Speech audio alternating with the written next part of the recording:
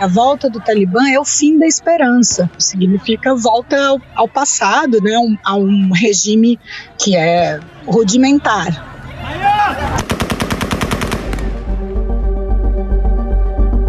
A Adriana Carranca é jornalista e escritora. Ela já foi 4 vezes ao Afeganistão e esteve várias outras vezes na fronteira. Desde o último sábado, ela descreve pelo Twitter o drama do povo que agora vive novamente sob o domínio dos extremistas do Talibã. E tem mostrado que esse sofrimento não começou de um dia para o outro. Teve início bem antes das imagens chocantes de multidões na pista do aeroporto de Cabul, com pessoas penduradas em aeronaves militares dos Estados Unidos, que agora partem para não voltar. O medo é de todos, mas principalmente das mulheres, como essa integrante do parlamento afegão que falou à DB News da Inglaterra. What worries you most? I'm afraid of everything that can happen, even taking our life, my family, my friends, and every Afghan.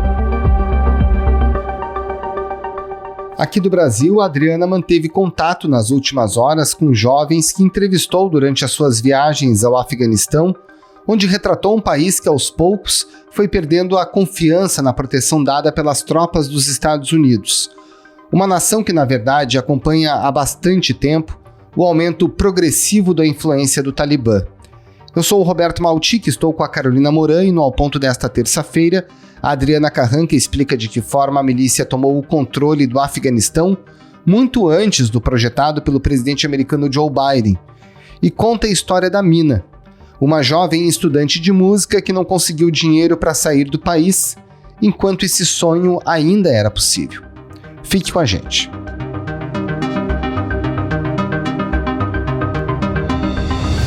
Adriana Carranca, para a gente começar essa conversa e situar o nosso ouvinte, quantas vezes você já esteve no Afeganistão, em que momentos e que mudanças você observou no país e que você poderia destacar nesse período em que você esteve por lá?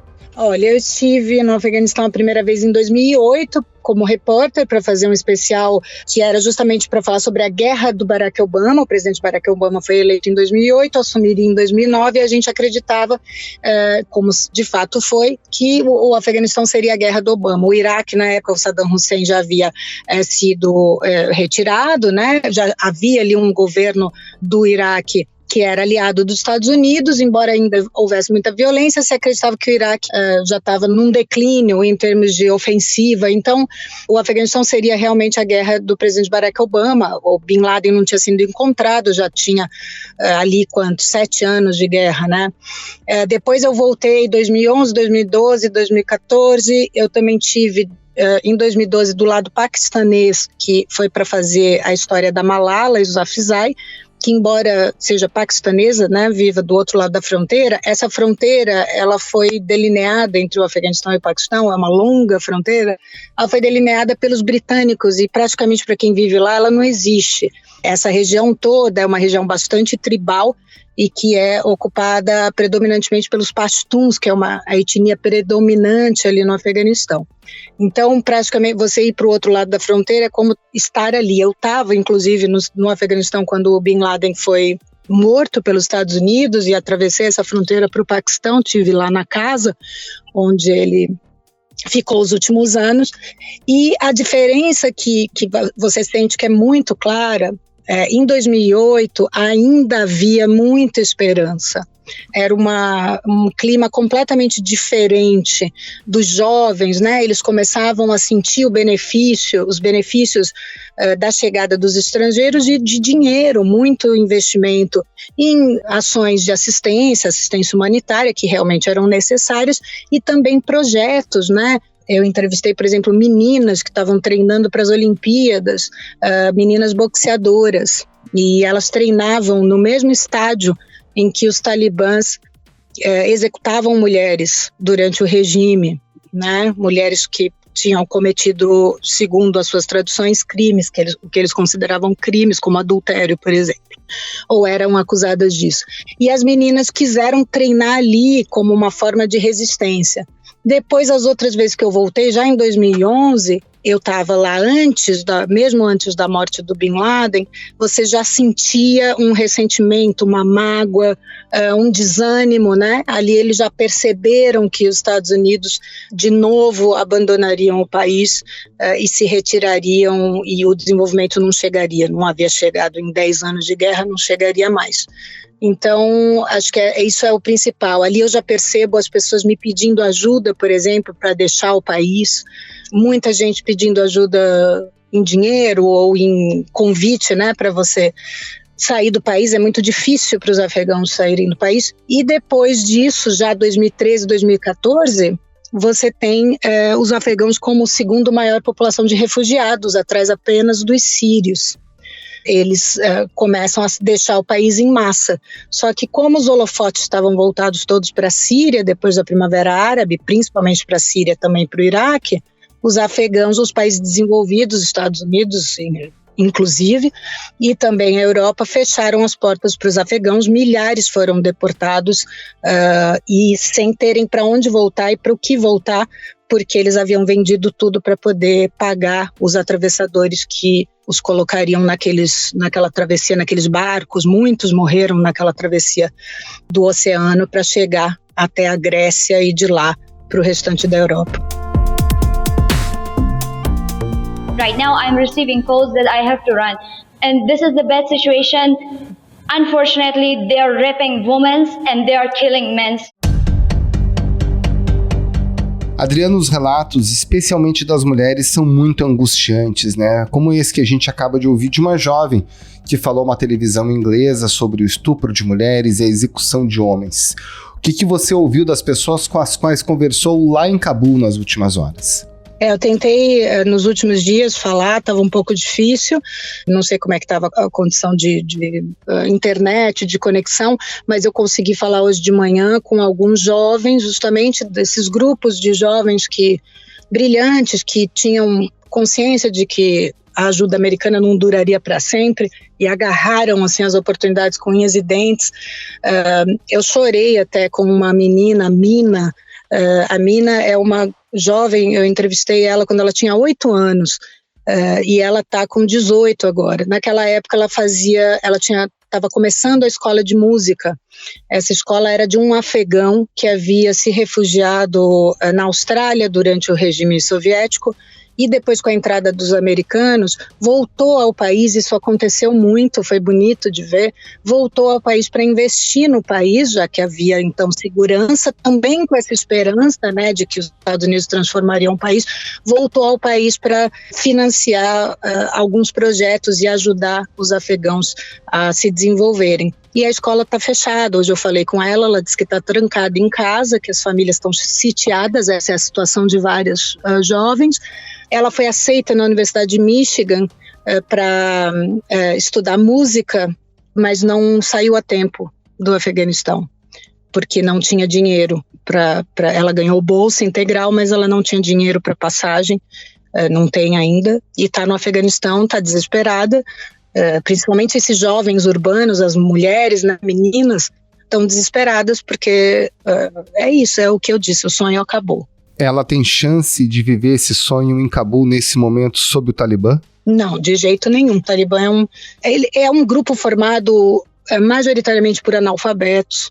A maioria dos que integram o Talibã eram, na época dos soviéticos, da invasão soviética, eles eram crianças de famílias que se refugiaram no Paquistão.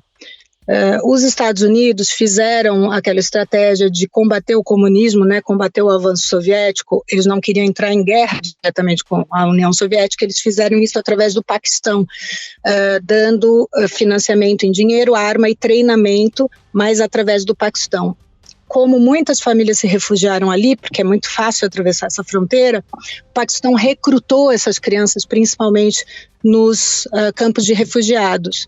Essas crianças foram levadas a madraças, que foram fundadas ali até com a ajuda do Osama Bin Laden, que na época era um aliado dos Estados Unidos, porque estava ajudando os afegãos a combater os soviéticos. Eles cresceram, essas crianças, só com educação religiosa e militar. Então, isso é os talibãs, né? Para você ter uma ideia, o Mullah Omar, que era em tese, o chefe do Talibã, que era o chefe do Talibã e, em tese, o presidente do país, ele esteve em Cabul, na capital, só 4 vezes durante o regime Talibã. Ele é mais considerado um líder religioso, ele era chamado de emir e não de presidente. Então, essa volta realmente dos talibãs, ela é trágica nesse sentido, né? É um grupo que vive como na Idade da Pedra ainda, né? Vive tradições milenares anteriores até ao Islã e que são ainda mais restritas para as mulheres, que são as tradições do povo pashtun, que é essa etnia, que é a etnia também da Malala e a etnia dos talibãs, é a etnia dessa população que vive ali na fronteira do Afeganistão e Talibã. Então, não conseguiriam, vai ser realmente muito trágico para as meninas, mulheres, principalmente das áreas urbanas. A partir do momento que os Estados Unidos declaram que vão se retirar do Afeganistão, o dinheiro sai também, porque investimentos privados ali eram principalmente de segurança, justamente porque haviam muitos estrangeiros, né? Então empresas de segurança dando proteção aos estrangeiros e também projetos de ajuda humanitária e projetos sociais que também dependiam da segurança no local. Quando o país começa a entrar numa espiral de declínio, essas organizações, esse investimento todo sai. Então a situação já vinha se deteriorando, né? E já não havia financiamento para as meninas boxeadoras, por exemplo. Muitos projetos de escolas tinham sido fechadas, né? É uma situação que vem piorando aos poucos. Nas universidades de Cabul, os professores já se despediram das alunas, já que o último governo do Talibã proibia as mulheres de estudar, um retrocesso inaceitável que pode voltar agora.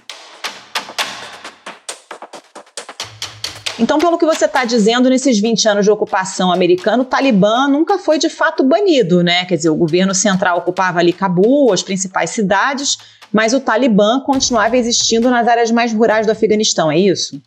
É exatamente isso, né? Quando a gente fala, os talibãs voltaram, na verdade os talibãs nunca foram a lugar nenhum, eles permaneceram no Afeganistão e a insurgência começou logo depois da ocupação americana, em 2001. O que eles fizeram foi estrategicamente se retirar da capital, porque eles sabiam que os americanos iam entrar com bastante força militar, eles não conseguiriam talvez assegurar a capital, mas eles se retiram estrategicamente do governo, mas eles continuam a insurgência. Eles atravessam para o Paquistão, por todo esse histórico que eu contei a vocês, do apoio, né, da participação do Paquistão no Afeganistão, desde a Guerra Soviética. Eles atravessam então para o Paquistão e formam 2 conselhos, um deles de Quetta e o outro de Peshawar, que são 2 cidades ali na fronteira, e dali eles comandam a insurgência no Afeganistão. E todo mundo sabia disso. Eu entrevistei eu não posso dizer qual a organização, porque eles dependem de confidencialidade, mas ele era o chefe de uma organização internacional e ele vivia indo a Quetta para negociar com os talibãs, por exemplo, a soltura de estrangeiros sequestrados pelos talibãs. Então todo mundo sabia que o comando do Talibã continuava operando dessas 2 localidades. E eles também se apropriaram, né, continuaram em cidades pequenas, em vilarejos, eles só não estavam oficialmente presentes nas grandes cidades, cidades urbanas, Herat, que é fronteira com o Irã, Jalalabad, Kandahar. Mas quando eu fui a última vez, por exemplo, eu queria entrevistar uma senhora que eu tinha entrevistado, que foi a primeira vítima de um ataque suicida no Afeganistão, uma senhora analfabeta, não sabia nem quem era Osama Bin Laden, nem os Estados Unidos, nem o do 11 de setembro, e eu queria entrevistá-la novamente, e eu não pude ir ao vilarejo onde ela estava morando, que ficava só 30 minutos de Cabul, porque o Talibã já comandava o vilarejo e também a estrada. Então, na verdade, os talibãs nunca deixaram o Afeganistão, foi simplesmente uma retirada estratégica. Eu entrevistei 2 talibãs, 2 comandantes talibãs em Cabul, quer dizer, vivendo ali na capital. Um deles era o Mullah Roqueti, Mullah Abdul, ele tinha esse apelido de Roqueti, que em inglês significa foguete, porque ele era conhecido era uma lenda dos talibãs por ter derrubado um avião soviético. Diziam que ele tinha derrubado um avião soviético com um foguete disparado do próprio ombro. E eu fui na casa dele várias vezes, 3 vezes, para entrevistá-lo, porque eu queria entender o que era esse talibã. Ele tinha feito um acordo com os Estados Unidos e vivia ali em Cabul, fazia ginástica num shoppingzinho novo que tinham fundado ali, vivia ali. E depois eu entrevistei também uma outra liderança do Talibã, que também estava vivendo em Cabul, em tese, em prisão domiciliar. Mas quando eu cheguei na casa dele, quem fazia a segurança dele eram os próprios filhos. E durante a entrevista, ele recebeu um telefonema e eu discretamente pedi para o tradutor para ficar atento e depois traduzir. E o tradutor depois me disse que ele estava negociando a soltura de 400 insurgentes que tinham sido presos em Kandahar. Então, quer dizer, eles sempre estiveram ali e os Estados Unidos sempre tiveram que negociar com os talibãs quem ficava com quem. Trump anunciou que em breve se encontrará com os chefes do grupo extremista, mas deixou claro que se coisas ruins acontecerem, os Estados Unidos voltarão atrás. Para vocês terem uma ideia, quando eu fui, acho que já em 2008 ou talvez em 2011, os afegãos, que são muito engraçados, muito piadistas, eles chamavam o presidente de prefeito de Cabul, se referindo a essa limitação do poder do presidente só ali a capital onde estavam os estrangeiros.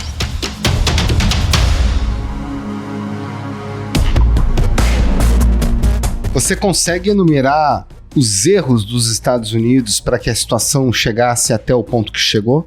Os Estados Unidos, eles tinham algumas preocupações. Uma delas era a baixa, digo agora de Barack Obama, né? Porque você teve antes dele George W. Bush. O Bush era o presidente quando houve o 11 de setembro, ocupou o Afeganistão 3 semanas depois, em 2001, em outubro de 2001. Logo, os talibãs se retiraram, mas como eu disse, foi uma retirada estratégica, né? E os Estados Unidos acreditaram que estava vencida a guerra. E em 2003, em março de 2003, o Bush entra no Iraque. Semanas depois da invasão, as tropas dos Estados Unidos, com o apoio do Reino Unido, chegaram à capital, Bagdá. Você tem ali já investimentos, atenção, né? Prioridades redirecionadas para o Iraque.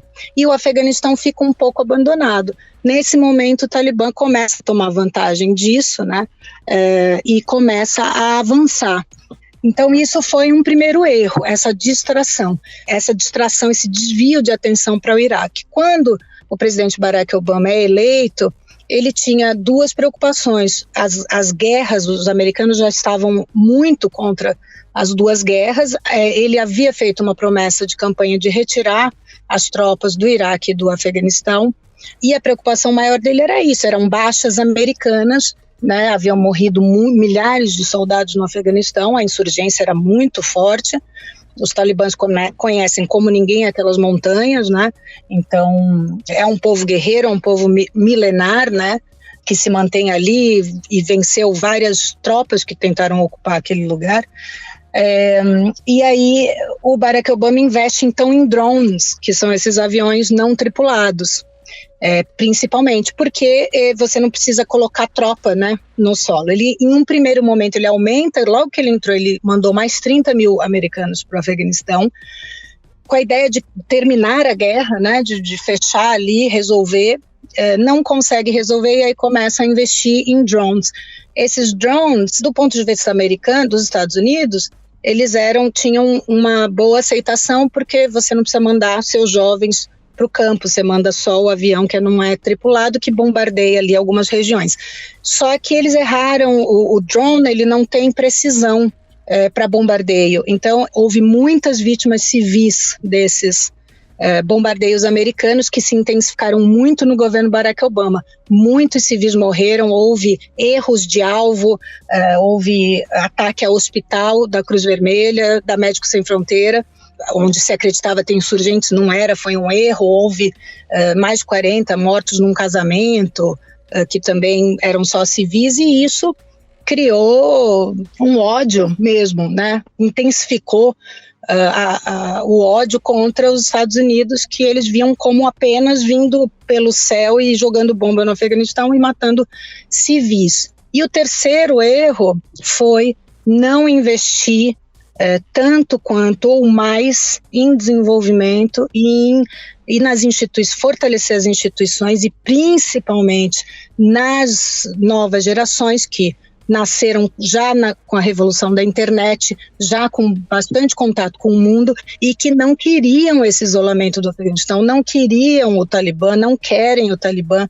Esse foi um grande erro, quase inacreditável, os Estados Unidos não terem aproveitado essa geração que era pró-americana, que queria investimentos dos Estados Unidos, queria que os Estados Unidos transformassem o Afeganistão em um território americano, em uma Nova York. Um dos afegãos me disse que ele acreditava que Cabul, sob os americanos, ia se tornar uma Nova York muçulmana. E isso não aconteceu e foi um grande erro, porque agora, com a retirada, o país podia ter sido entregue às mãos dessas novas gerações e não devolvido aos talibãs, que foi o que aconteceu. A gente está falando aí de erros históricos, né? A guerra começou com Bush, passou por Obama, passou por Trump, que tentou firmar esse acordo com o Talibã para a retirada das tropas, mas a retirada aconteceu sob Joe Biden, que agora tem essa fatura aí para explicar, né? Biden afirmou que tinha duas alternativas: seguir o tratado assinado pelo ex-presidente Donald Trump de retirada do país ou recomeçar uma guerra e entrar numa terceira década de conflito. O que o governo Biden poderia ter feito de diferente para evitar essas cenas lamentáveis e dramáticas que a gente assistiu no Afeganistão? A gente tem que lembrar que o Biden era o vice do Barack Obama, então ele se envolveu com o Afeganistão por 8 anos durante a gestão do presidente Barack Obama, e infelizmente, talvez por ser mal assessorado, né, ali, ou por uma questão de cultura americana mesmo, que vê na ofensiva militar a única forma de você vencer a guerra, acabou investindo, né, também para responder aos americanos que não queriam mais seus soldados em campo, acabou investindo principalmente em drones, em ataques, em bombardeios ali no Afeganistão. Então ali já foi um erro, né?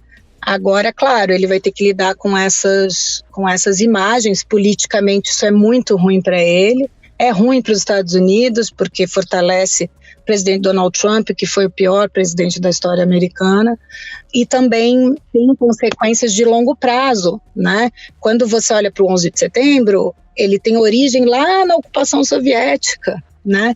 Que no erro dos americanos em armarem e treinarem e financiarem as milícias afegãs, e que o próprio Osama Bin Laden era um parceiro e que recrutou árabes para irem lutar ali em nome dos americanos contra o avanço do comunismo. Esses árabes é que fundaram a Al-Qaeda.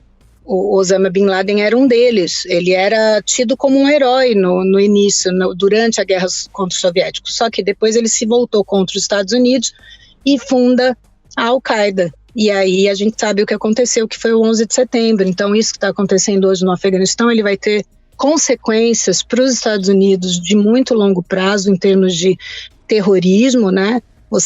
Eles praticamente entregaram o Afeganistão de volta na mão de terroristas, e para todos nós, porque é o terrorismo internacional que a gente viu com o ISIS, né? Com o Estado Islâmico no Iraque.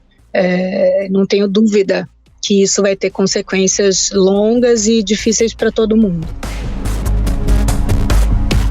Bom, você que chegou até aqui, vale dar uma conferida lá no Twitter da Adriana, o @AdrianaCarranca, tudo junto, A maiúsculo e C maiúsculo, que tem um excelente conteúdo sobre o que está acontecendo no Afeganistão e também sobre como o país chegou até aqui. Adriana, muitíssimo obrigado pela sua participação aqui no Ao Ponto. Obrigada, Adriana, um abraço. Obrigada, um abraço para vocês.